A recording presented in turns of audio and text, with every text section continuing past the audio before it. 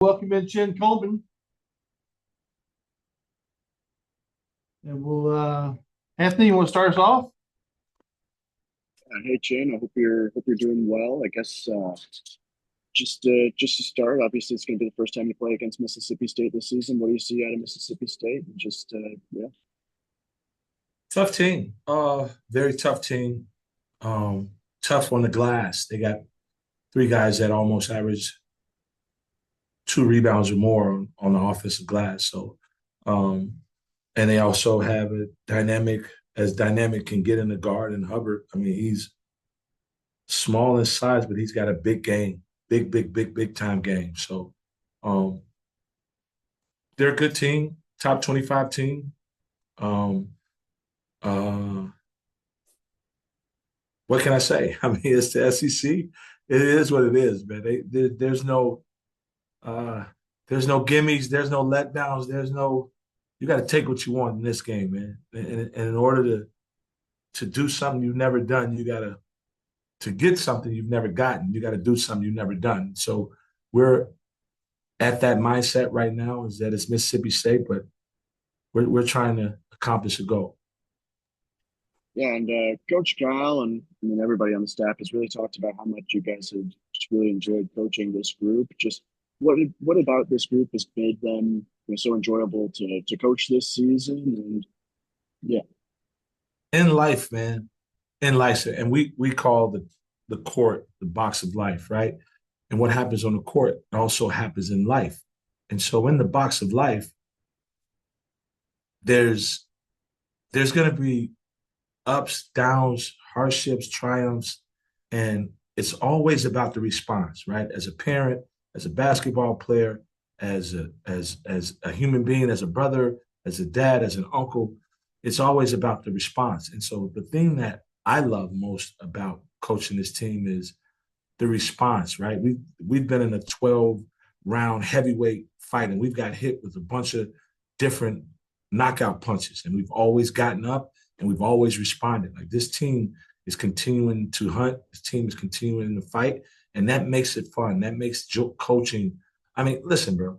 I say it all the time. Calm seas does not make a good sailor, right? It's a good sailor is when there's a perfect storm, and when there's a perfect storm, let's see if you can sail through that. It's easy to sail a boat when the seas are calm and the water is calm. That's easy, right? Can you sail when there's a perfect storm? And we've been through somewhat of a storm, and we're sailing through it.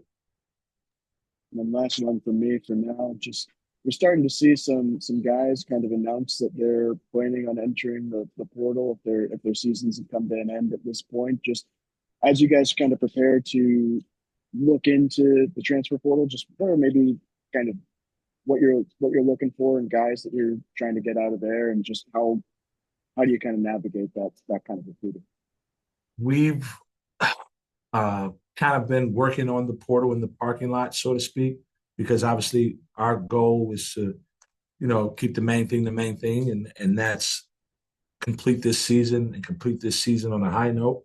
Our goal is to win the conference tournament and make the NCAA tournament, and so we have some goals that are on the forefront of our minds. But at the same time, obviously, it's our job and it's part of the business that the portal we've kind of been working on in the parking lot, so to speak, on the side of everything else that we're doing. So we hear about some of those guys and some of those players who may or may not be entering the portal, and we've got a watchful eye on them from afar until that time comes. We'll cross that bridge when we get to it. But we're kind of in the mix a little bit in terms of the portal, but it's just in the parking lot right now. It's not an immediate thing that we're dealing with.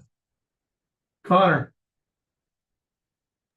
Yeah, coach, against Vanderbilt, you guys in the first half, Vanderbilt out rebounded you at the offensive and defensive end. Second half, y'all rebounded them 22-10, outscored them 16-0 in second chance points. Just how big is it for you to get that kind of effort from all seven guys on the glass?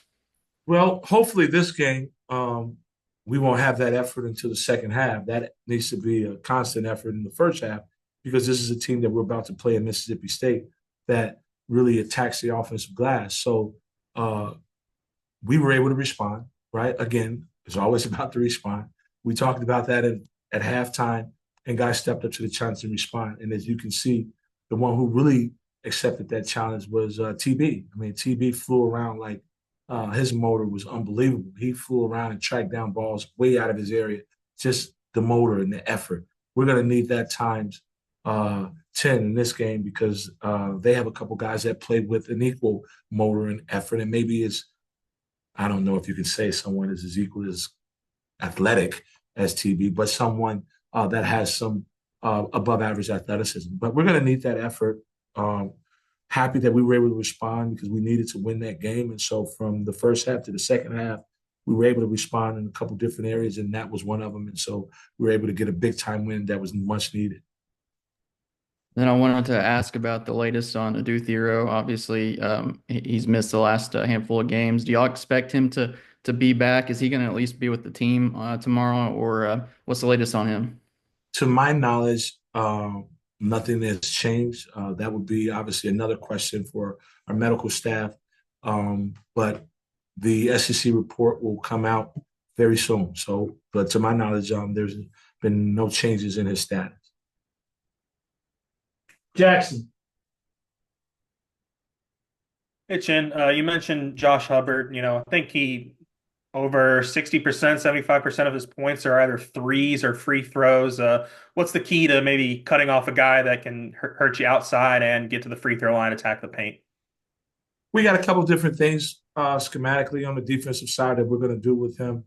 We're going to make it tough for him. We got to make it tough. We're going to make it tough. We're going to make it hard. We want his tough twos to be tough. We want his threes to be challenged. And if he's above the three-point line, our heels above the three-point line. If his toes are above the NBA three-point line, then our heels will be above the NBA three-point line. We're going to respect his range, his ability to get off shots quickly. We're going to respect his ability to drive the ball and get fouled. So we're going to try to guard him without fouling. What gave us, sort of a rough draft is number one, Edwards, Vanderbilt. And we talked about in our meetings and today is that very similar. Obviously, Hubbard, got to respect him. He's done it in this league before. You would give him the edge if you had to pick one or the other, but very similar in a lot of the things that they do in terms of how they score the basketball. So part of our scheme is going to be how we guarded Edwards because we just guarded him, so it's fresh on their minds. And we did a pretty good job on Edwards, who averaged 18 points a game. We were able to, neutralize him, and Hubbard averages the same. It's hard. It'll be hard to stop him from scoring, but if we make everything tough, make him earn everything, make him take tough twos and no four-shot threes where he's just wide open and there's no confrontation, which is what I call it. He's got to be confronted. There's got to be confrontation every time he has the basketball. Billy's taken some more outside shots recent games. Just the ball's kind of found its way to him, and he's been open and he's taken them. He's not making them at a high clip yet, but how important is it for him to stay vigilant with that and just be a threat from the outside for spacing and everything on the offense? We don't want to take any away of Billy's confidence. So if Billy is confident when he has an opportunity and an open look to take the shot, we want him to have the freedom and the confidence to take that shot. It's hard to play in the gray area, right? You either are aggressive or you're not aggressive, right? You can't be passive in this game. And if Billy is confident and he has an open look, and he is to take it but to shoot it with confidence and execute his shot. And so if he does that, TB will go offensive rebounded if he misses. Regardless of how the next at least two games go, I mean, what you guys have done in the SEC, do you as a coaching staff feel like you should have a resume that's good enough to make the NCAA tournament? It's a 12-round heavyweight fight, and the fight's not over. So we still got a couple rounds left, and we're in it to win it. We're not satisfied with where we're at. We're not going to leave this up to anybody, any committee or any bracketeer or bracketologist, right, to decide our fate in terms of whether we're in the NCAA tournament or not. What we do have is an opportunity in our building to play a quad one team, a ranked top 25 team in our building. And we can only control what we can control. And our goal right now is to beat Mississippi State. Thanks, Jen. Eric. Jen, you guys have done a really good job of responding this year whenever there's been any sort of issue, whether it's team wise or whether it's individual wise. Trevin Brazil's kind of the latest example of that.